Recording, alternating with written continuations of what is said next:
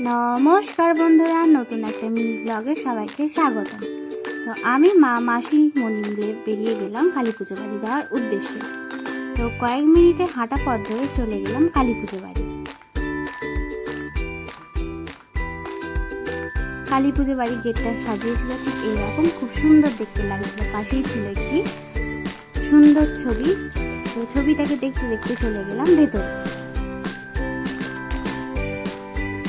মা কালীকে প্রণাম করে চলে গেলাম স্টলের দিকে।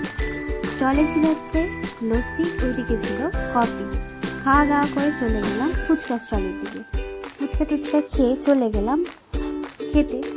আর প্রথমেই দিয়ে দিল স্যালাড, তারপরে দিয়ে দিল ভেজিটেবিল চপ, যেটা খেতে না খেতেই দিয়ে দিল নান, তারপরে দিল পটল আলুর তরকারি, চানা পনির, চাটনি পাঁপড়, মিষ্টির সঙ্গে আইসক্রিম। খাওয়া দাওয়া করে চললাম ঘরে। বিদায়।